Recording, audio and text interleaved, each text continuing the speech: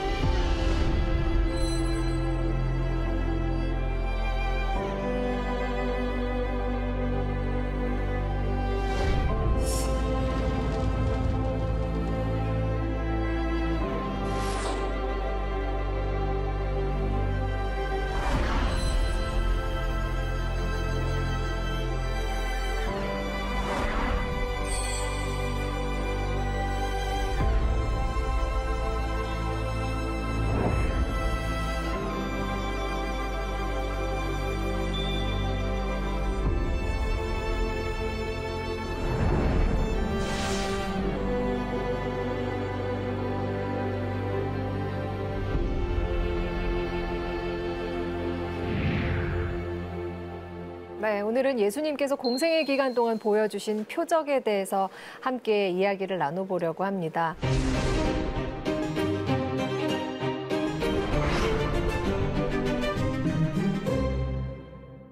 요한복음을 통해서 보면요. 예수님이 갈릴리에서 사역을 시작하시죠. 지자들을 부르시고 어머니 마리아와 또 예수님의 지자들과 함께 가나 지역의 결혼잔치에 초대를 받으세요. 초대를 받으신 것이죠. 근데 잔치가 한참 진행되는데 어머니가 와서 큰일 났다. 이 잔치에 포도주가 좀 떨어졌다. 너 어떻게 좀 해봐라. 그 집에 돌 항아리가 6개가 있었다 그래요.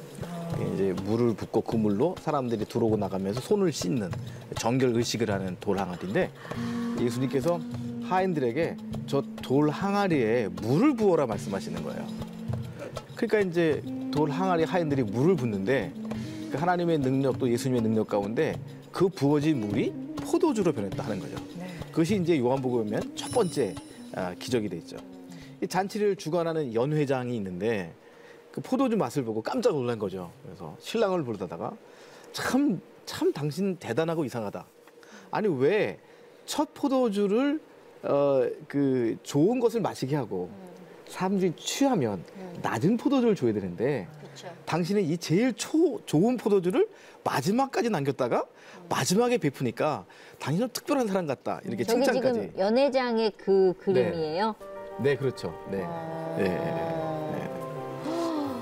저 많은 사람들이 포도주로 변한 물을 마신 거네요. 그렇죠. 근데 이제 성경에 보면 저 많은 사람들이 예수님을 좋아했다, 믿었다 그런 말씀을 써 있지 않고요. 요한복음 2장 11절 말씀인데 이것이 첫 번째 표적인데 그의 영광을 나타냈을 때 제자들이 예수님을 믿게 되었더라 하는 거죠. 그러니까 이 첫 번째 표적은 제자들로 하여금 처음 제자를 부르시고 첫 번째 기적이니까 내가 하나님의 아들이다. 이것을 보여주시기 위한 표적이었다. 요한복음 그렇게 말하고 있습니다. 근데 저는 첫 번째 표적이면 굉장히 중요한 건데 기록이 네. 요한복음에만 돼 있어요. 네. 그 좀 왜 그랬을까 좀 이상했거든요. 왜냐하면 네, 네. 가장 중요하고 첫 시작을 알리는 건데 우리가 뭐든지 첫 것이 중요하다고 생각을 하는데 다른 복음서에 없고 요한복음에만 있는 게 좀 이해가 안 갔어요. 뭐 거기에 대한 궁금증 네. 많이 있었죠. 네. 그러니까 이성민 지사님은 신학교 가셔도 좋을 것 같아요. 날카로우세요, 신학자들이 심지어. 하시는. 근데 요한복음은 왜 이것을 첫 번째 표적으로 하나님께서 기록하게 하셨을까 하면 이런 이제 여러 가지 답이 있지만 제가 보기에 가장 합리적인 답은 뭐냐면 예수님이 하나님의 아들이시고 예수님이 천지 창조의 어떤 주된 역할을 하셨다는 것을 보여주시기 위한 것인데 하나님이 태초에 그 우주 만물을 창조하실 때 여섯째 날에 남자와 여자를 만드시고 한 몸이 되게 하시고 그 결혼을 축복하셨잖아요. 네. 그러니까 하나님께서 태초에 창조하신 것 가운데 가장 위대한 것이 남자 여자 결혼과 축복인데 네. 예수님은 하나님의 아들로서 이 세상에 내려오셔서 첫 번째 표적으로 남자와 여자의 결혼을 축하하셨다. 제가 읽어본 그 여러 교부들이나 그 신학자들 해석 가운데는 그 설명이 가장 합리적인 것 같아요. 그러니까 첫 번째 표적과 이 하나님의 천지 창조를 좀 비교하는 그런 해석이 가장 합리적으로 제겐 들려요. 그러네요. 요한복음에서만 유일하게 그리고 가장 먼저 첫 번째 표적으로 기록된 이 가나의 혼인잔치는 물을 포도주로 만드신 것과 같이 인간을 구원하시고 회복시키겠다는 예수님의 선포였습니다. 그만큼 가나의 혼인잔치 기적은 큰 의미를 가지고 있는 예수님의 사역 중에 하나인데요. 이걸 기념하기 위해서 만들어진 게 가나 혼인잔치 교회입니다. 어머. 가나 혼인잔치 교회가 있습니다. 있어요? 네. 궁금하지 않으십니까? 이스라엘 현지통신원 나와주세요. 안녕하세요. 인바이블 이스라엘 통신원 서연입니다. 지금 저희는 예수님께서 첫 번째로 기적을 베푸셨던 가나 혼인잔치가 있었던 크파르 가나라는 곳을 가고 있습니다. 함께 가보시죠. 출발!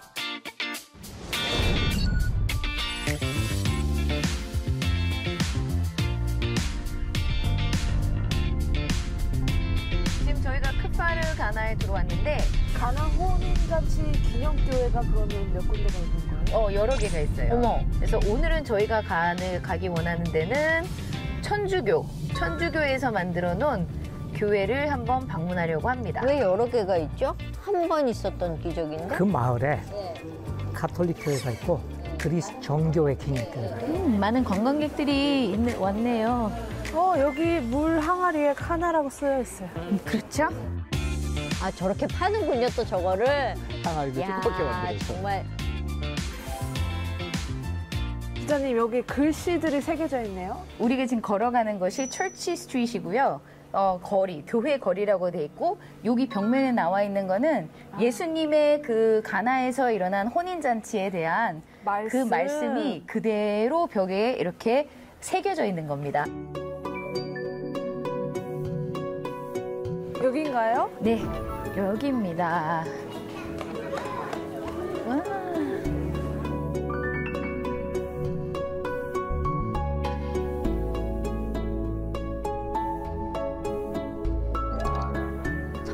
말고는 또 다른 곳인가요? 성당이 성당인 거죠? 지금도 그 동네? 네. 네, 왜냐면 기독교인들. 캐톨릭에서 만들었다 그렇죠. 하니까. 네, 성당입니다. 지금 뭔가 특별하게 준비하고 계시는 것 같은데 장미꽃도 들고 예쁘게 뭐 하는지 뭔가를 한번 물어봐 주세요. 뭐를 하는 건지 한번 물어볼게요. Shalom. What are those?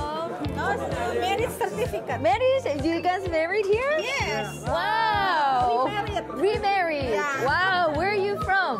From USA. From US. From Los US? Angeles. Wow. Why did And you? where are you from? Korea. Are you getting married here? No, we're here to see. Oh, congratulations. Congratulations. Bye. 여기가 가나 혼인 잔치를 기념하는 곳이다 보니까 전 세계에서 결혼하셨던 분들도 이곳에 다시 와서 서로에 대한 결혼을 다시 또 서약하는 그 서약식을 하고 결혼 서티피켓을 써주기도 한답니다. 와, 너무 의미가 있을 것 같아요. 굉장히 의미가 있죠. 우리 한번 따라가 볼까요, 그분들?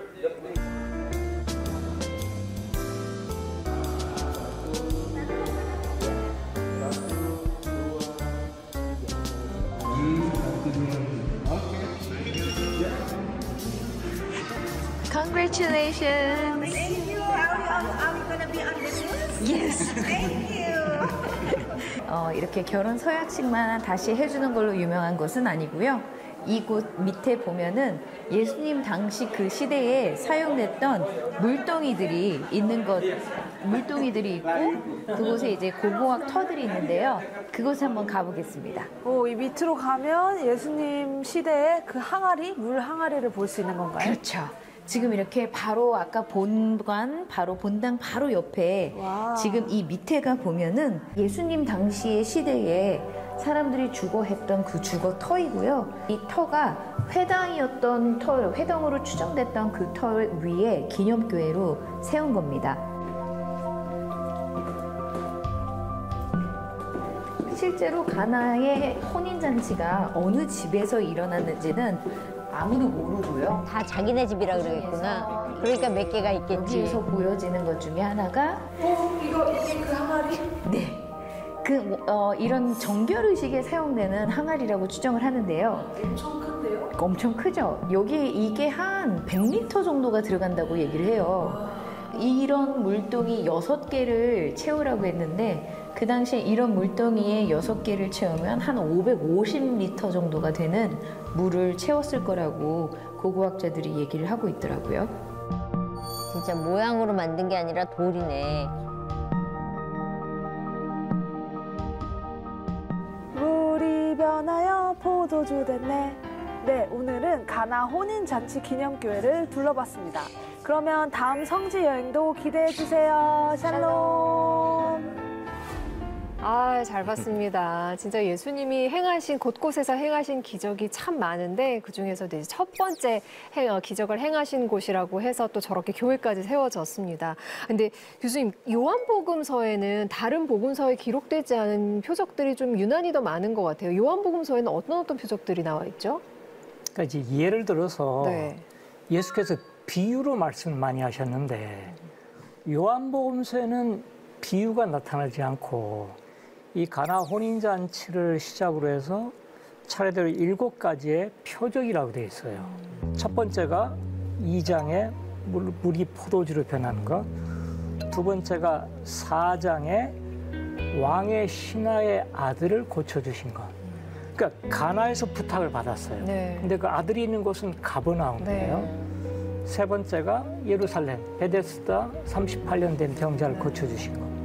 그다음에 5,000명 먹이신 것, 무리를 걸으신 것, 예루살렘에서 그 눈먼 자 고쳐주신 것, 마지막으로 이제 나사로를 살려주신 이야기가 2장부터 11장까지.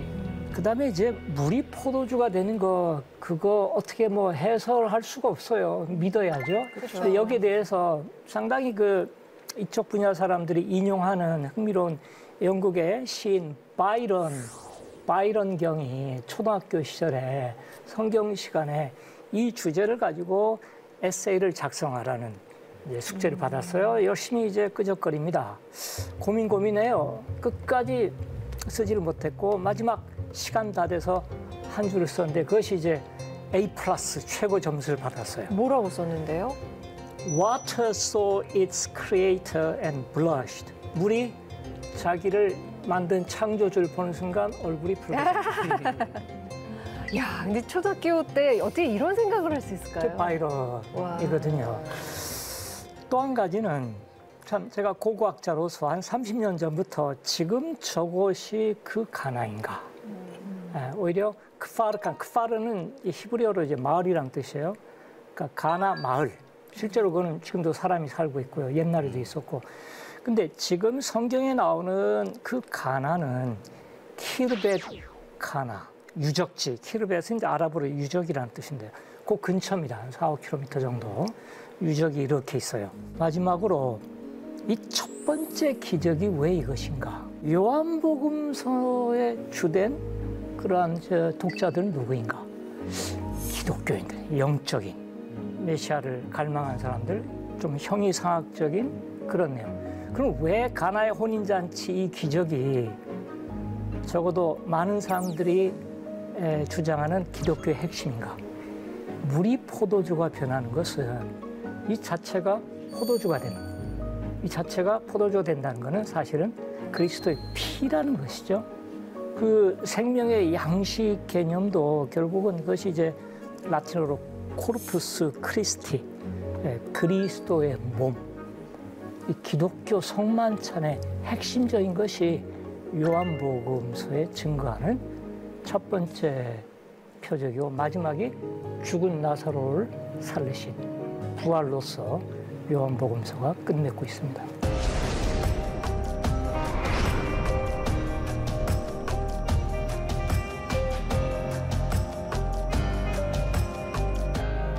이렇게 갈릴리 지역의 가나라는 동네에서 예수님은 물이 포도주로 변하는 기적을 행하셨습니다.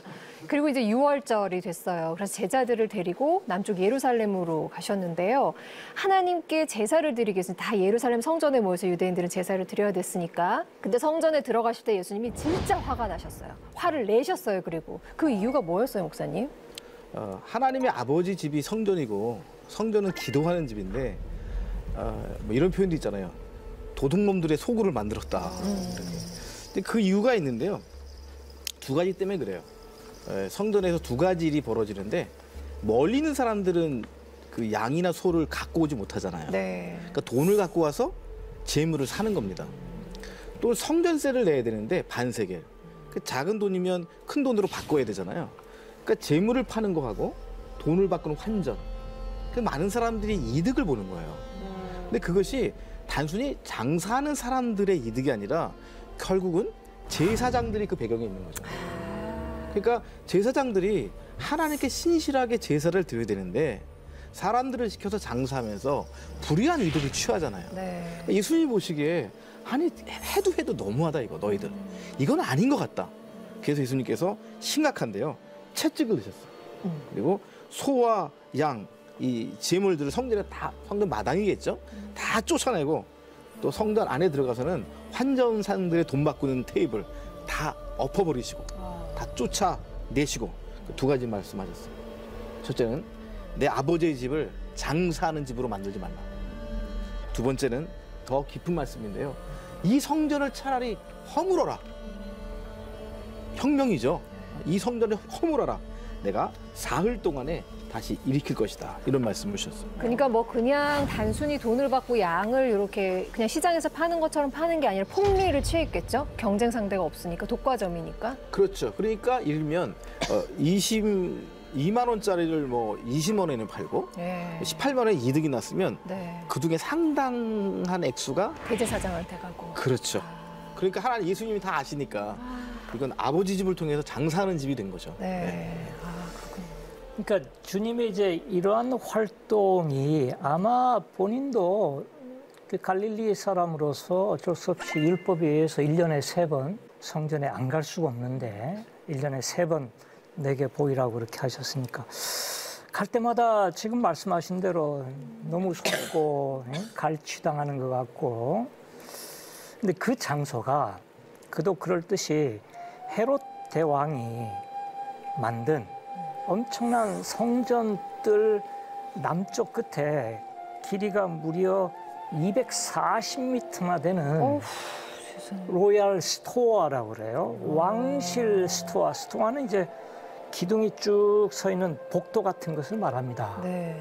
그 스토어의 기능은 법정일 수도 있고 어떤 의회, 의사당이 될 수도 있고 또 시장, 환전, 특히 이제 환전은 물론 뭐 큰 돈, 작은 돈 그것도 있겠습니다만 이 성전세 반세겔만큼은 율법에 의해서 그 은환대 거기에 형상이 있으면 안 돼요. 십계명 제2계명에 의해서 대부분의 이제 그 당시 로마 황제들이 발행한 그런 화폐는 앞면에 본인의 얼굴 모습, 뒷면에 로마의 신적인 신화적인 내용들 그게 있으면 그건 바칠 수가 없어요. 그것이 없는 세겔로 바꾸는 것이죠. 1세겔짜리도 있고 작은 반세겔짜리도 있고요. 은 11g 정도입니다. 1세겔이. 그래서 이렇게 상당히 웅장하고 멋있게 그러한 시장 같은 것을 만들어 놨기 때문에 비즈니스 점점 커진 거예요. 마지막으로 그 당시 역사 기록에 의하면은 예루살렘 성전의 제사장들의 가장 큰 비즈니스가 가죽. 제사를 지내잖아요. 우선 살아있는 가축을 가져오게 돼 있어요. 흠이 있으면 안 돼요. 예를 들어서 번제건 뭐든 그 뭐 고기 다 이렇게 각을 뜨고 해서 이제 번제는 다 태우는 것이고 나머지는 이렇게 적당하게 이제 불고기처럼 해서 먹고 마시는 것인데 가죽은 분명히 레위기서에 제사장 몫이라고 돼 있어요. 그럼 가죽이 털도 같이 따라오죠.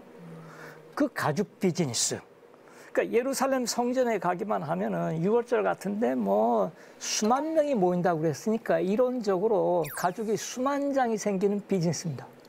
그거 바로 가공해가지고 수입을 잡아야죠. 실제로 그 역사가 기록에 예루살렘 성전 제사장들이 가죽 비즈니스 가지고 많은 이득을 남겼다.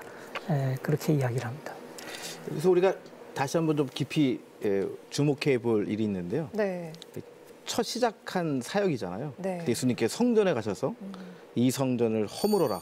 내가 성전을 일으킬 것이다. 네. 말씀하셨잖아요. 이제 21절에 보면 성정된 자기 육체를 가리켜 말씀하신 것이다. 그런 표현이 나와요. 그러니까 예수님의 말씀이 그대로 성취되는 거죠. 사람의 손으로 만들어진 이 성전은 AD 70년경에 로마 군인에 의해서 완전히 파괴가 되고 맙니다.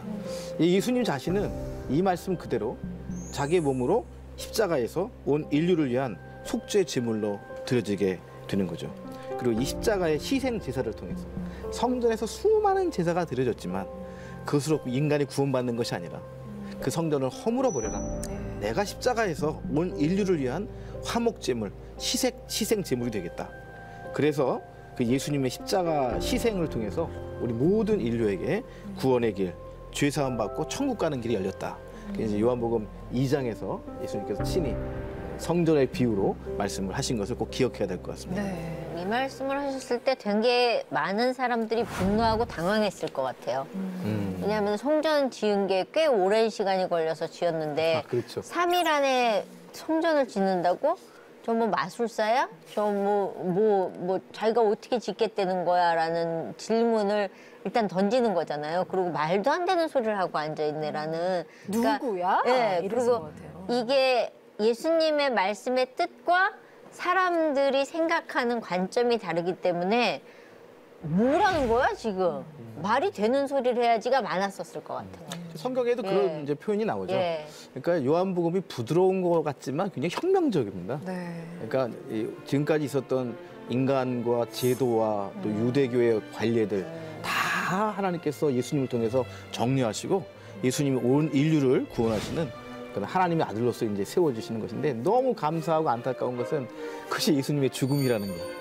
네, 아무도 몰랐죠. 그때는 네, 예수님만 아시고. 호기 목사님은 뭐 궁금한 거 없으세요? 근데 인도네시아에서는 그 뭔가 큰 행사 있을 때 저희가 이게 모금 활동이 또 있거든요. 그래서 모금 활동할 때 저희가 많은 물건들 그거를 판매합니다. 바자회. 네, 바자회라고 하죠, 사실. 그래서 물론 이 바자회 인한 모든 그 수익을 이 행사의 자금으로 그렇게 사용하겠지만 근데 이런 경우에는 목사님이 어떻게 장사하는 것처럼 비춰지니까 그렇지요. 저는 질문하시는 것 같아요. 예. 근데 교회에서 왜 교회에서. 불우이웃 돕기, 예. 뭐 바자회. 바자회, 맞아요. 뭐 이런 거 하잖아요. 그런 건 이득을 내기 위해서 하는 게 아니라 그 이익을 가지고 이웃을 섬기기 위한 것이니까 순수하게 하면 뭐 하나님 기뻐하시는 행사가 아닐까요? 네. 온전히 다 기금 마련해서 네. 행사에 쓰인다면, 이웃을 돕는 데 쓰인다면 이게 괜찮아요. 맞는 얘기인지 모르겠지만 요새 교회 안에 카페들이 많이 생기잖아요.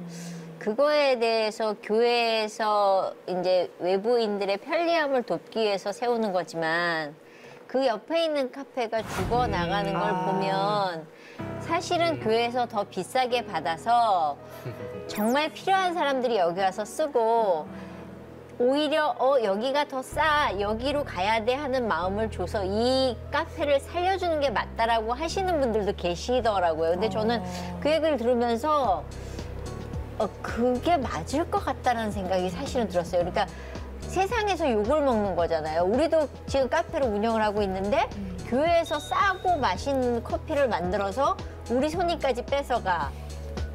그게 저는 늘 궁금한 거였어요. 그러네요. 예. 이 말씀을 보고 우리 삶을 들여다보니까 예, 또 예. 여러 가지로 예. 얘기할 부분들이 큽니다. 예.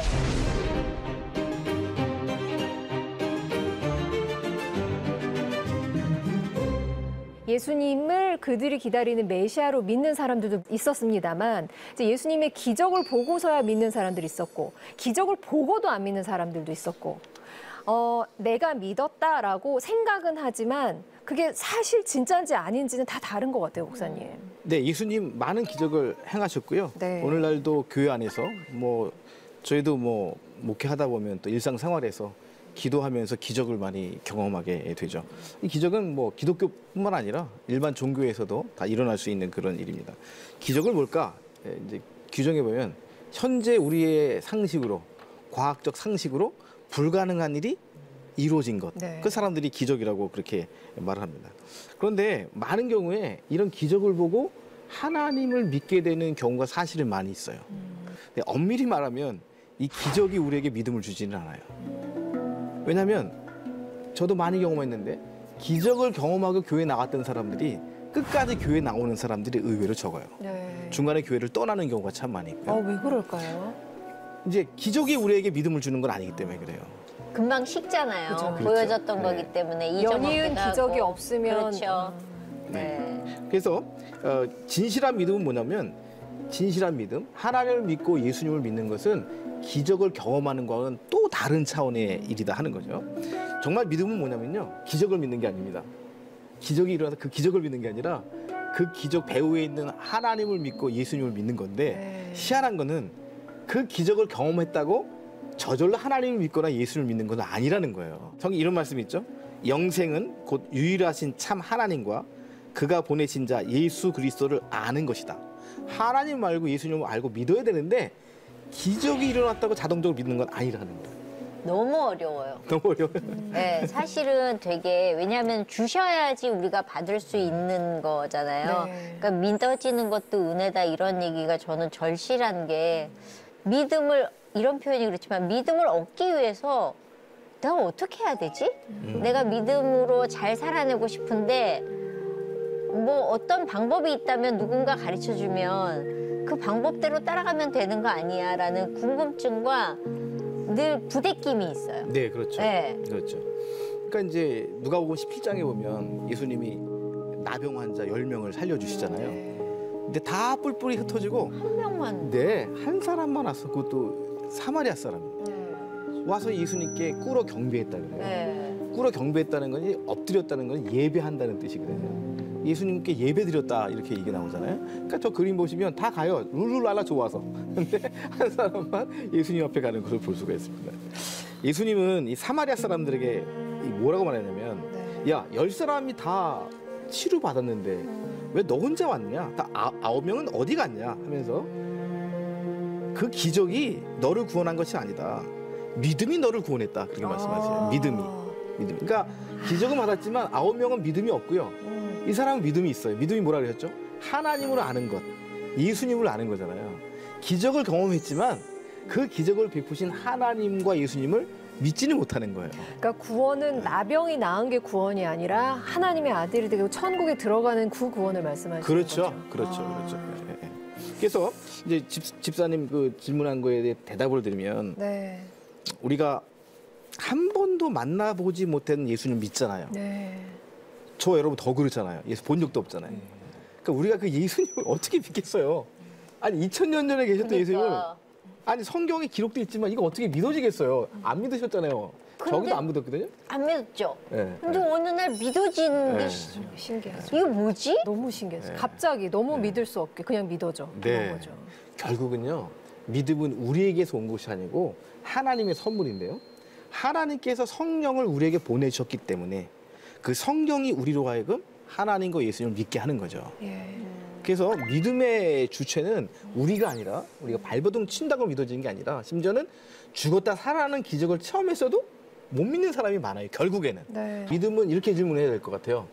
당신은 예수님께서 당신을 위해서 십자가에서 속죄의 죄물이 되셔서 용서받는 것을 믿습니까? 그 예수님이 부활하셔서 지금도 살아계심을 믿습니까? 기적이 아니잖아요. 기적은 경험했지만 이것을 못 믿으면 믿음이 없잖아요. 그쵸. 그 믿음은 성령이 우리에게 주시는 거기 때문에 성령을 받을 수밖에 없습니다. 근데 목사님 그렇게 하면 나 안 믿어져. 근데 그거는 원래 성령이 주는 선물이라며. 그러면 내 책임이 아니잖아. 성령님이 나한테 안 온 거잖아. 이렇게 대답할 수도 있잖아. 안 믿는 사람들은. 그렇죠. 뭐 그럴 수 있죠. 그러면 어떻게 해야 돼요? 왜냐하면 이제 교리적으로 들어가면 좀 복잡해지긴 하지만요. 네네. 이렇게 볼 수 있어요. 어떤 의미에서는 그 주권은 하나님만 갖고 있어요. 보수적인 입장에서. 그건 팩트인 거죠. 예. 네. 하나님만이 그것을 주실 수 있는 거죠. 믿음을, 성령을. 근데 또 어떤 관점에서 보면 구하라 주실 것이요. 찾으라 찾으실 것이요. 우리가 정말 힘써서 애써서 그 믿음을 구하면 하나님이 너에게 성령을 주시지 않겠느냐 말씀하셨잖아요. 하나님 가장 주고 싶으신 것이 성령이에요, 우리에게. 그러니까 하나님은 여러 가지 문을 다 열어놓고 계시는 것 같아요. 내가 들어오는 걸 결정하는 거지 그 문은 늘 열어놓고 계시는 게 아닌가. 아니, 신학교 가셔야 될 것 같아요. 진짜요.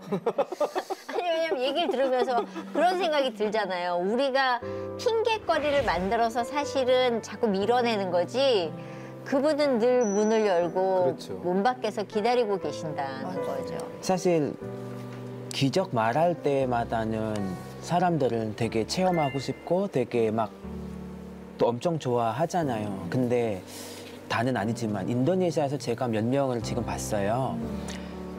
어떤 기적 아니면 또 성령의 역사를 체험하는 사람들은 아까 목사님 말씀하신 것처럼 오히려 더 하나님께 가까이 가는 것도 아니고 더 교만해지더라고요. 왜냐하면 뭔가 본인이 체험을 하니까 뭔가 본인이 특별하다라는 맞아요. 그런 네. 그 생각을 해서 이제 기적을 체험하면서 하나님이 나를 너무 특별히 사랑했다 하는 건데 그것도 온전한 믿음의 세계에 못 들어간 거예요. 그렇죠. 정말 살아계신 하나님을 발견한다면 겸손하고 낮아질 수밖에 없거든요. 근데 하나님을 자랑해야지 왜 자기를 자랑하는 거예요? 맞아요, 맞아요. 오히려 그런 게 독이 될 수도 있다는 그거 생각이 오히려, 들고 맞아요. 그러면서 사이비가 생기고 그러면서 맞아요. 이단이 생기고 맞아요, 이러는 맞아요. 거잖아요. 맞아요.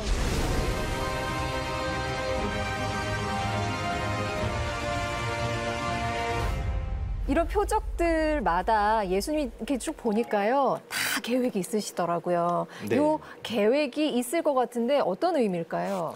그러니까 이제 마태, 마가, 누가복음에는 기적이라는 말로 많이 표현하고요. 네. 이제 오늘 보는 요한복음에서는 표적이라는 말을 쓰는데 영어에서 이제 기적 그럼 미러클 이렇게 되고요.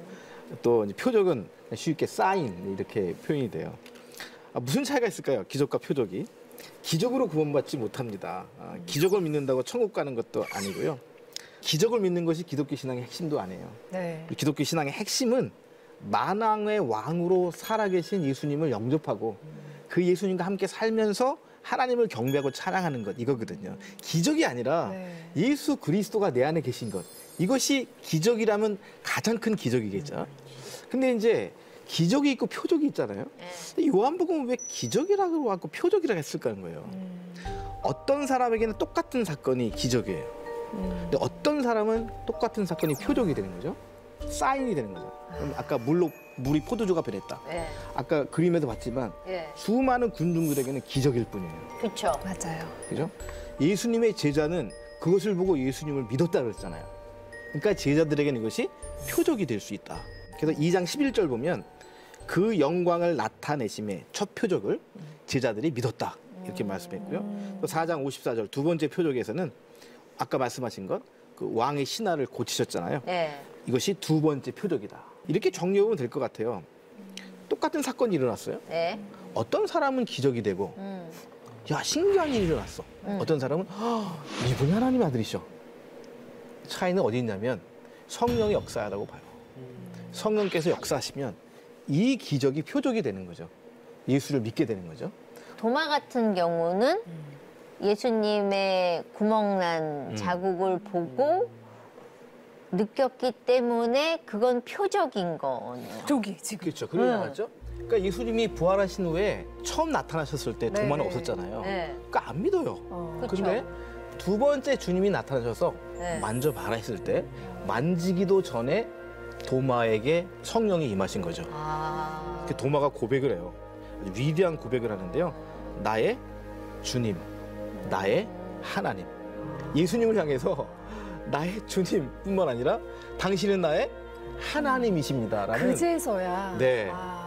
그러니까 그건 이제 성령의 역사로 봐야죠. 고고학자, 성서 고고학자들은 네. 우리 스스로 도마와 같은 사람들이라고 그래요. 아, 당연히 고고학자들이- 성경에 나와 있는 거 네. 믿으면 되죠. 예. 근데 내가 직접 물질 문화적으로 증거를 확인하기 전까지는 확신이 와닿지 않는 거죠. 그 대신에 목사님 말씀하셨듯이 그 증거가 있으니까 그 다음부터는 그것이 이제 반석과 같은 거죠. 그죠. 표적이 됐네요.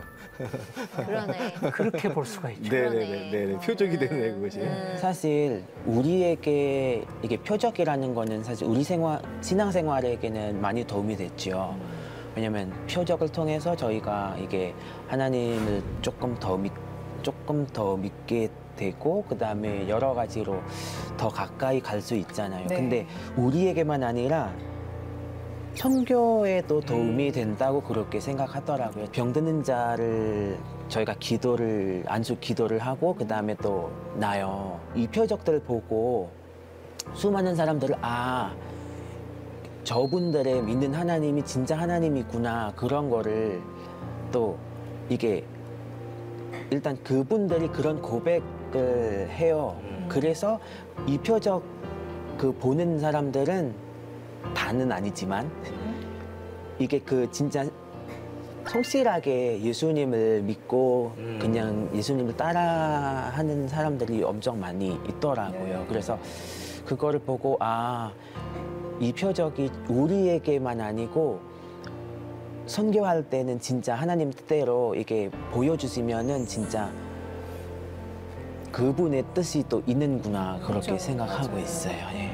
기적과 표적의 차이를 확실히 배웠습니다. 예수님께서는 그동안 우리 삶 가운데에 많은 표적들을 나타내셨어요. 근데 그냥 괜히 운이 좋았어. 아니면 그냥 기적이야. 이러고 넘어가지 않았나 다시 생각해 볼 수 있는 시간이었습니다. 어떠셨는지요? 이성민 집사님 어떠셨어요?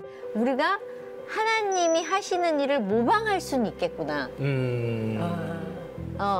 가짜들도. 그렇죠. 그러니까 예수님이 하신 일을 누군가 또 모방해서 마치 그게 하나님의 예수님의 기적인 것처럼 포장해서 우리에게 교묘하게 보여줄 수 있겠구나.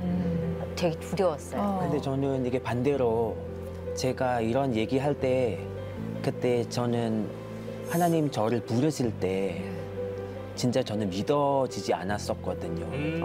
나 같은 그래요? 인간이 왜 부르셔? 막 그런 질문들을 많이 했어요. 그래서 어떤 날은 제가 주님 진짜 저를 진짜 부르신다면 이런저런 사인 그거를 달라고 했어요. 기도원처럼. 네, 그래서 믿음이 그때는 아직 그렇죠, 사실. 네, 근데 저는 감사하는 게 여러 가지 사인 이렇게 보여주셔서 오히려 저에게 조금 더 이게 하나님이 조금 더 의지하고 아 진짜 하나님이 진짜 저를 진짜 부르시는구나. 그래서 지금 이 자리까지 제가 있는 것 같아요. 네. 그러니까 그런 기적들을 전혀 믿으면 안 된다면 또 예수님이 베푸셨을 리가 없죠. 근데 그것들이 시작이 돼야지 내내 그것들만 쫓아가면 이제 위험하다는 거죠. 호기 목사님은 그게 시작이 됐지만 지금은 예수님 말씀을 쫓아가고 계시는 거잖아요. 그렇지요. 네. 지금은 뭐 기적이라는 그런 거를 그냥 상관없고 일단은 주님만 믿겠습니다. 따르겠습니다. 그런 믿음으로. 맞아. 네. 다니엘의 세 친구처럼 그리 아니하실지라도 하나님 믿고 따라가는. 내일 이 시간에는요. 예수님이 만난 사람들에 대한 성경 이야기 준비되어 있습니다. 기대 많이 해주시고요. 저희는 여기서 인사드리죠. 함께해 주신 여러분 고맙습니다.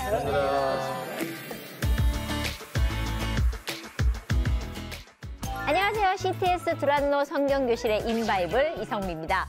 인바이블을 열심히 시청하신 여러분들이라면 누구나 맞출 수 있는 깜짝 퀴즈 들고 왔습니다.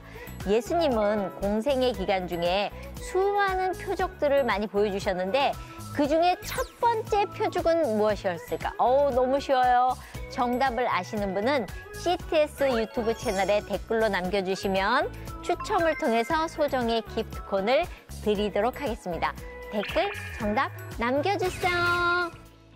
이 프로그램은 여러분의 미디어 선교 후원으로 제작되었습니다. 선교는 사명, 후원은 동역. 당신도 복음을 전할 수 있습니다. 선교 후원 02-6333-1003번